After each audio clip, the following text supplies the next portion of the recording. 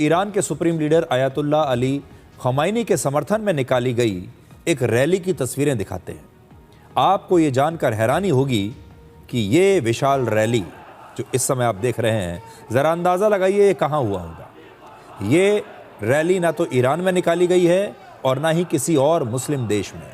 ये तस्वीरें भारत की हैं और ये रैली लद्दाख के करगिल शहर में निकाली गई। कल यानी 14 जनवरी को कारगिल में शिया समुदाय के लोगों ने बड़ी संख्या में सड़क पर उतरकर ईरान का समर्थन किया और खमनेई का समर्थन किया।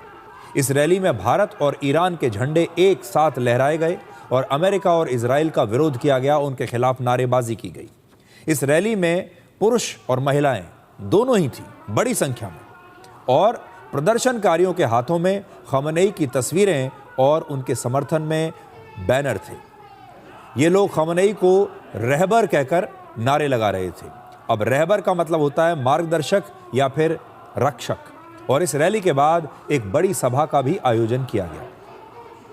इस प्रदर्शन का आयोजन इमाम खुमैनी मेमोरियल ट्रस्ट ने किया था और इस ट्रस्ट का कहना है कि कारगिल के शिया मुसलमान ईरान और उसके सुप्रीम लीडर आयतुल्लाह खमनेई को बहुत पसंद करते हैं और उनके समर्थन में ये सारे लोग एकजुटता दिखाना चाहते हैं।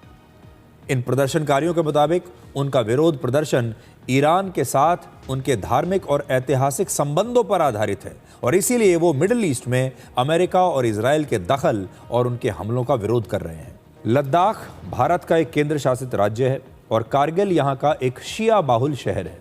2011 की जनगणना के अनुसार पूरे लद्दाख में सबसे ज़्यादा मुस्लिम आबादी कारगिल में है और यहाँ मुस्लिम आबादी है 76.87%। ये आंकड़ा हम 2011 का आपको दे रहे हैं। बौद्ध आबादी है 14.29% और हिंदू आबादी यहाँ पर सिर्फ 7.34% है।